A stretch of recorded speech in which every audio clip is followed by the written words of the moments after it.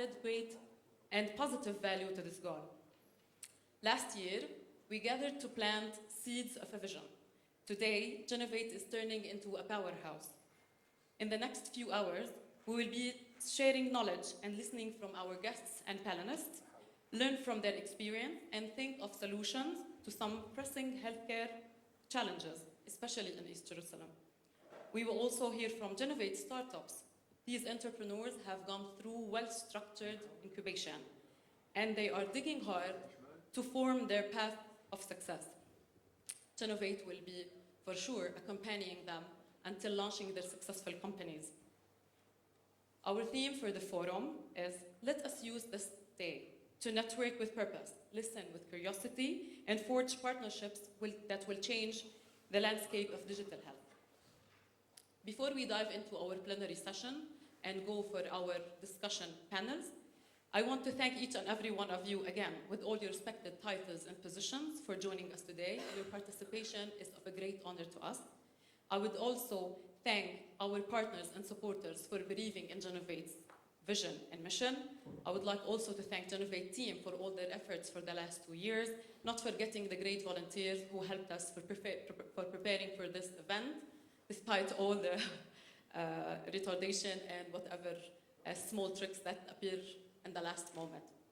I would like also to ask from you again to bear with us if we might face any changes in speakers or in the timetable for today. And now it's my great honor to officially declare the Jinnovate 2026 Forum open. We hope this day will be of great success to each and every one of us. I invite you to visit the entrepreneurs and companies' booths, wander around, feel free to mingle and meet with new people that can be potential partners and friends. Today, we have 4 discussion panels. After each panel, you will see a QR code on the screen. Please scan it and help us learn about your feedback in relation to the topic of the session. And now, allow me to pass the platform to Mr. Mahmoud Khwaiz, CEO of Jinnovate. Mr. Khwaiz is a leader with over 30 years of experience in business and technology development. Thank you.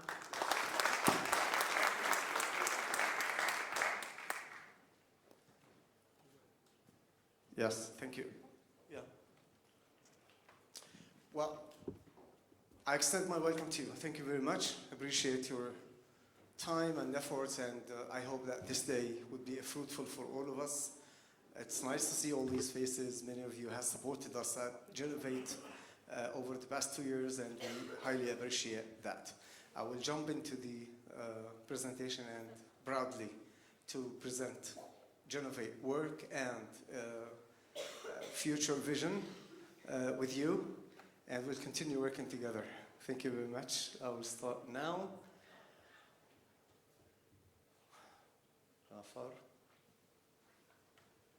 Okay. So maybe I want to talk a little bit about our vision. Not reading here, but we want to connect researchers, clinicians, and the business together. Industry with the business in order to start creating some businesses in East Jerusalem. And those businesses are startups in the health tech innovation field. So it's a different type, different quality, different level of businesses that we're thinking of. We thought, actually, we conducted a little study. It's also, the booklet is there, about health tech in East Jerusalem. And we found that East Jerusalem has all the knowledge, people, infrastructure, hospitals, clinicians, physicians, biomedical engineers, the pool of talents that we have, the closer to us to the very successful ecosystem, the international ecosystem. We all have access to that. The universities in East Jerusalem. So without taking that opportunity and switch it into real success into East Jerusalem, that would be a shame. So this is where the idea of Jinnovate came from. Jinnovate is the Jerusalem Innovation Center for Health Tech. And here I want to give 2 applauds for one, Dr. Dan Turner from Sharet Sedek, and Fadi Swedan and Avner Helpren. Those are the three people actually whom I discussed first, Jinnovate, and then they became our partners. So Sheba, Sharet Sedek, and Takwin Venture Capital are our partners, and thank you. And on top of that, we all gathered together and won the tender from the Innovation Authority of a 10 million shekels grant for enhancing the innovation in East Jerusalem.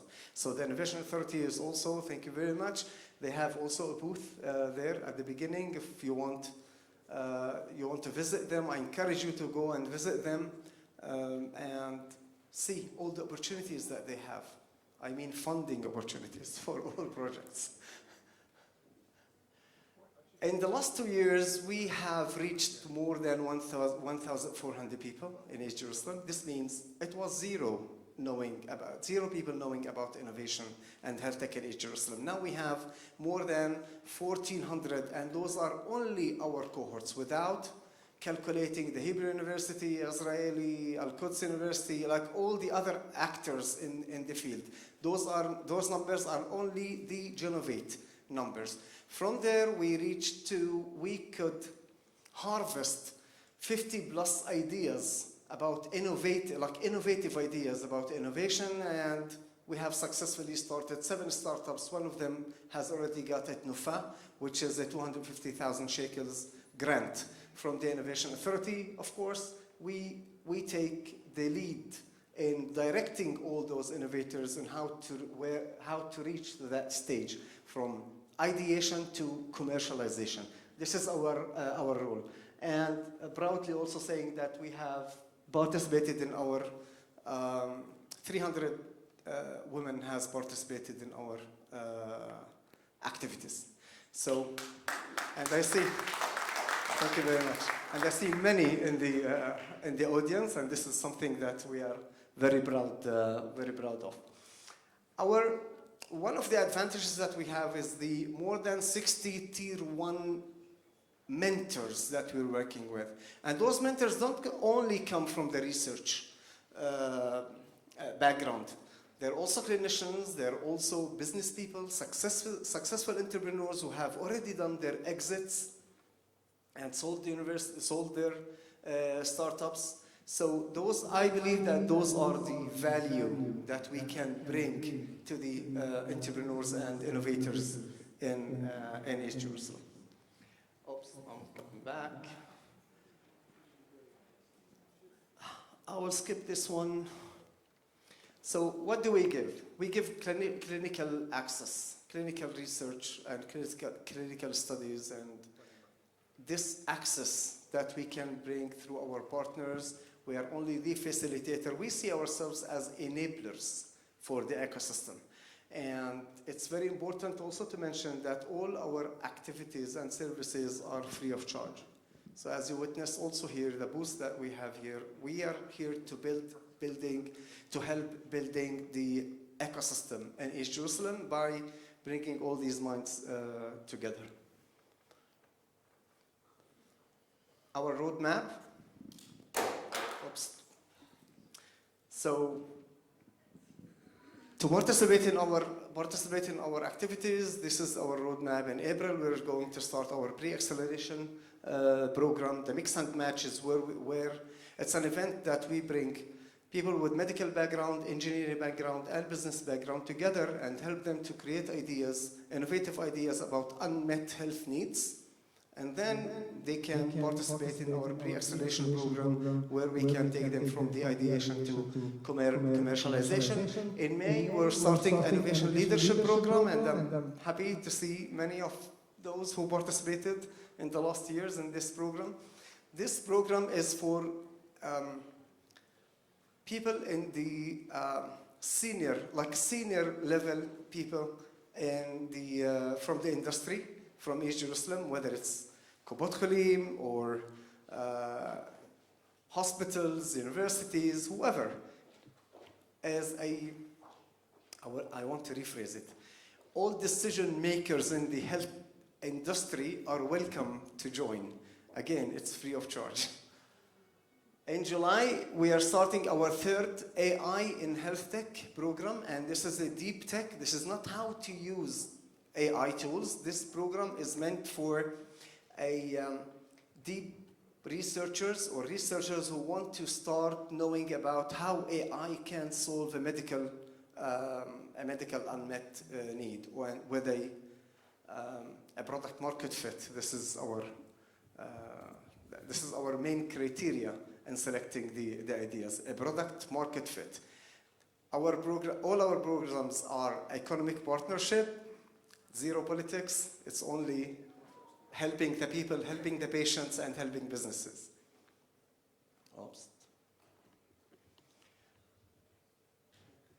We join lots of conferences, and this is our second conference. Of course, we don't join it only as staff. We also encourage you to apply to us so we can take you with us to those conferences. We have enough budget in order to cover some numbers. Currently, we're working on 2 projects. This project is an employment project. We are aiming to hire 18 software engineers in East Jerusalem. We received the generous grant from the Innovation Authority, 2.5 million shekels. And we're looking for the additional 50%. So we got 1.2 from the Innovation Authority, and we're looking for the other 1.2 million shekels in the coming year and a half to hire 18 engineers, software engineers from East Jerusalem in East Jerusalem. Our goal is to bring Israeli tech companies or American tech companies to open branches in East Jerusalem so they can hire and continue. We will subsidize a part of the salary for the first 6 months for each company who decides to come. This is our venture studio new project. We are raising $10 million. We already started, and some of the supporters are here, Shuli, Jinji, also in this program. Our aim is to raise $10 million and to create our own ideas in-house on what the health sector, the global health sector require. So we're going to work with all the researchers from all over the globe, and of course priority for Jerusalem and to expand also to Saudi Arabia. This is one of the goals that we have. We already started discussion. For those companies that we're going to create, we're going to give them around $700,000 to $800,000 in order to kick off until they reach to the market. This is an investment that we're going to make to invest in these companies. Thank you to all our supporters. Not only those, but also many others. But the slide didn't. I didn't have enough space in the slide. Those are all our supporters. Without these supporters, you wouldn't see me standing here on this panel. Thank you for each one of these supporters. We signed a contract. We signed a research agreement with the University of Connecticut, Harvard Medical School, Mass General Brigham. Of course, Shiva and Shali Sedek are there. Today, we're going to meet many of those companies here, Pfizer, Medtronic, Hebrew University. I don't want to forget anyone, but these are the numbers. These are the. Now, this is the team that sits or act behind the scenes. I'm the logistics person. Jafar is the CTO, and he's working with all the startups like one-to-one, helping them to develop their ideas and technological ideas. Rana Yomat, she's managing all the programs, and Razan, she couldn't make it today. Our finance, without Anya Eldan, we will not. She's an anchor for us and connecting us to the right people and connecting us to the investors as well. Jamal and our CFO, Maisa, also cannot make it today. Thank you very much for your time. Thank you very much for coming with this Well, appreciate it. Thank you.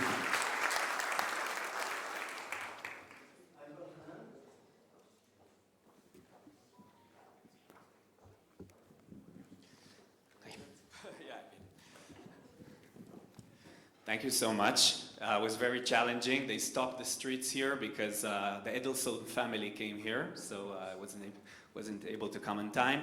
But I have to say, Mahmoud, Jafar, Rana, Ronnie also from our marketing team, so much thank you for organizing this amazing event. And always you find the best locations, the most impressive and inspiring locations, so thank you. Not the easiest to get to, I have to say. So just, I want to start by saying that this is very exciting for me personally. This is from the event last year, and I was really impressed. Jinnovate was only created at the time. To see the energies, maybe you see your faces here, you can recognize yourself. The great energies and the passion that I saw in the crowd. And I think you did a big move in the last year to really build an ecosystem here in East Jerusalem. There's a huge potential, untapped potential of the Arab sector. We're talking about 400,000 people, okay? It's a huge amount of people who currently are not participating enough, not in high-tech, and of course not in entrepreneurship. Previously, before joining the IIA, I was one of the founders of Made in JLM, organization that is focused on here entrepreneurship and high-tech here in Jerusalem. And we always try to understand how we can blend in the Arab community better, and I think these moves are very, very important. If we work together in hospitals and HMOs, and 50% today of the medical staff in hospitals here in Jerusalem is Arab, there is no reason we won't see the same in high-tech companies and the same in startups. So this is why this is very exciting to me. A few words about what we do in the IIA. First of all, we are the public entity that is supposed to support high-tech entrepreneurship. We give money mainly to startups, so most of our funding goes directly to investments. The second thing, we're looking for technologies of the future, areas where we can bring a real value. We're talking about bioconvergence, for example, combination between biology and engineering. I'm sure you heard about it before. And for that, we create applied research, R&D labs, infrastructure, and of course, talent. And the last thing, we try to remove growth barriers. If we want to grow, we need to have better regulation, taxation, human capital system. And one of the reasons that we are here in East Jerusalem is in order to increase the human capital of the ecosystem. Just a few words about how we invest. We receive more than 3,000 applications for investments every year. We approve around 1,000 of them. Okay, so the approval rate is somewhere between 25 to 33%, which is quite high. Last year, more than 650 startups received our funding. More than $500 million was directly invested into these companies. Okay, around 2 billion shekels was the direct investment. And in addition, $300 million that goes from international programs like Horizon, Europe, and others. And if you'd like to hear more about Horizon program, we will have a table outside to explain about these as well. How do we do it? We have more than 200 due diligence experts, basically in every sector, that help us get the right decisions. Our principle of investment, we do not take any equity. So if we invest in your startup, we're not going to be part of it. Okay, we do not want to sit on your board. We do not want to tell you what to do. The only thing we do is we give you the money as a grant. If the company fails, you never need to return it. If the company succeeds, you will repay us out of your future revenues, up to 1x what you got from us. Okay, so it's a very, very good conditional grant, and hopefully you can also receive it. The last thing is matching. Okay, every investment we give, we request to see matching from the other side. So we never give 100% of the grant. We would like to see the private sector as well. Okay.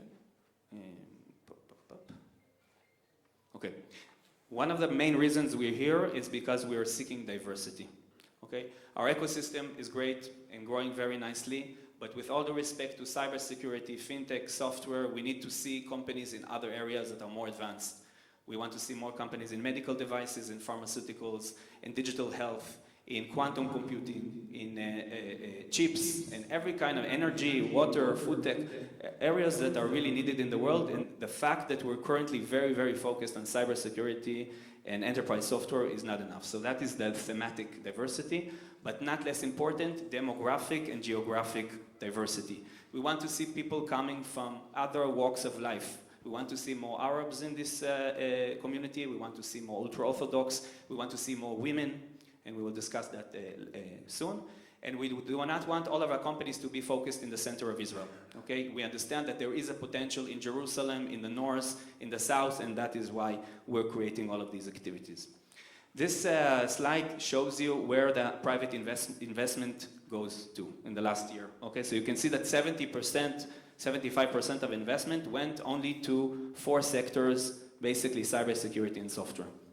25% goes to the other sector, which is advanced manufacturing, medical devices, digital health, agri-tech, and others. And that is the main reason why our public investments go to the opposite. So it's almost like a mirror. We invest most of the money in much harder areas such as medical devices, ag-tech, digital health, energy, and pharmaceuticals. And if you look only on health tech, around 40% of our investment last year went to health tech companies. Okay, just you can see it in numbers. In 2024, we invested $140 million in health tech companies. Most of it went directly into startups, and around $20 million went to infrastructure, $18 billion. Here I'm breaking it down to sectors, okay? $75 million, around $75 million to medical device, $33 million went to pharma, and $20 million went to digital health. Okay, so a very, very large percent of the money goes to health startups. And we don't do it only into startups. It includes research in academia, labs and databases. I know we have here people from Sheba in the crowd. Innovation centers such as Jinnovate are helping us promote more companies, NorthMed and Iptikar. Incubators and venture studios, we have Ion Labs and Edge Medical and EH Ventures, a lot of funds, incubators who create new companies in the world of medical devices. And we also fund pilots. So some of our projects, and you can also hear about it outside, we can actually fund a pilot of your company with a hospital, either in Israel or abroad. And last thing, of course, we support startups. So this is just a small amount of the companies we supported in the last year and a half. You can see early stage companies in pre-seed, more advanced companies in seed and round A, and this is only a very small percentage of our investment in health tech companies. So how do we do it? We have currently 5 funds who are into direct investment. And the reason I'm explaining it, maybe it's not relevant for all of us, all of you here, that we have tables outside of our representative who can give you more information if you're interested. The first one is a startup fund. Many years we had a fund called R&D fund, and we replaced it with a new mechanism that is called the startup fund. It's actually the largest fund in Israel, as I said, investing somewhere around $250 million every year into companies. We also invest in applied research, into pilots, into R&D in the industry. Okay, so if you want to take your factory, for example, and make it from a low-tech into high-tech, we can fund that as well, and the international funds.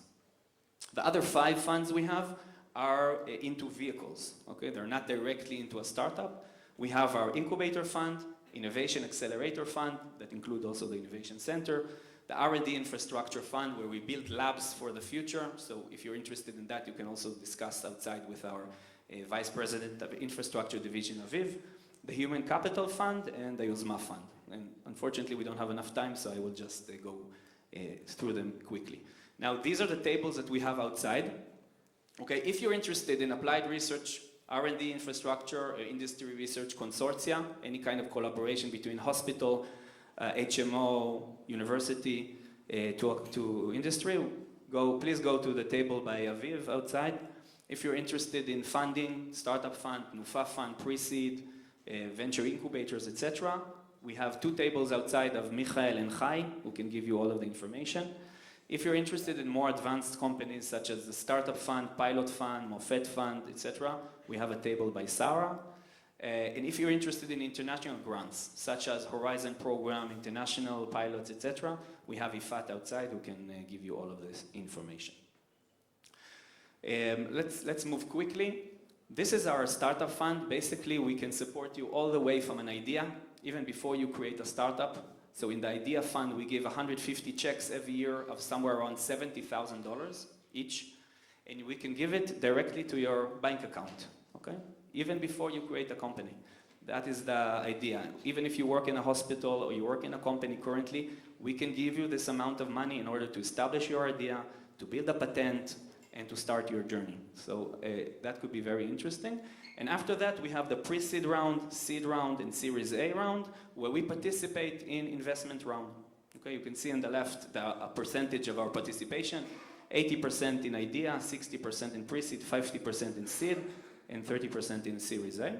If your company is led by an Arab or a woman, or ultra-Orthodox, the percentage is higher. So it's an additional 10% for the grant, so it's 66% in pre-seed, 55% in seed, and 33% in Series A. Not because we have any pity to anyone, we just believe it will help you raise the funding you need from the private sector, and that is why the percentage is higher for these sectors. Where's this computer? Okay. Now let's go back for a second for diversity and see these numbers. This is from 2022 from our annual report. You can see that out of 400,000 employees in high tech, which is around the same amount we have today, 66% are men, 33% are women. Okay? This is the same amount for many years, and it's very hard to break this glass ceiling. But if you go into deeper, you see that only 0.5% of employees in high tech are Arab women, which is a very, very low amount, and only 1.5% are Arab men. So for a population that is around 20% or 21% of the population, 2% only of the high tech employees are Arabs. Okay? And as part of that, we decided to establish a program, part of the 550 national program, where we invested 250 million shekels, around $70 million, we didn't finish the program yet, in order to promote innovation and entrepreneurship in the Arab sector. Okay?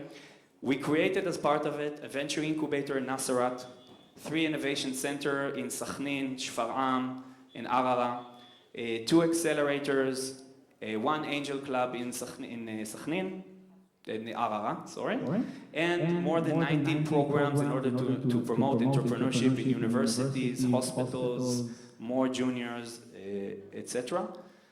And we are seeing the results, I have to say. We need to remember, and there's people here who might want to be entrepreneurs, that you don't start with entrepreneur on day one.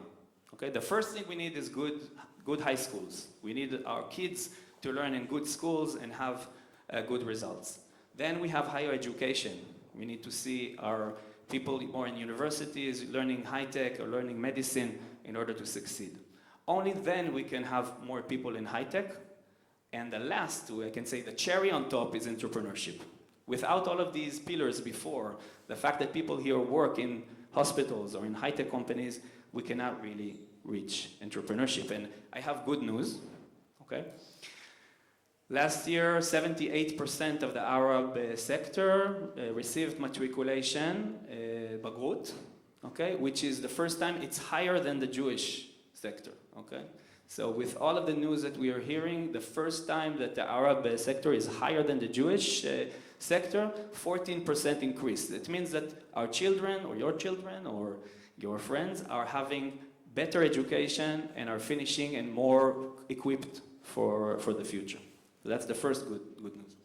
Second thing is, with a lot of effort, today the amount of Arabs in universities is almost equivalent to their percentage in the population. So 19.2% of students today in universities are from the Arab sector, 64,000 students, which means it doubled its percentage since 2012. And we're seeing this increase very nicely every year. Now we're talking about tech. In the last 3 years, very challenging years, of course, I don't need to explain. 6,000 new Arab employees joined high tech, okay? And if you look at the numbers, the most impressive part are women. We talked about 0.5% only. 2,700 Arab women joined the high tech in the last 3 years, which is a 215% growth. In general, I was talking about 1.5% men and 0.5% women. Today, I'm talking about 3.5%. Okay, it's a very,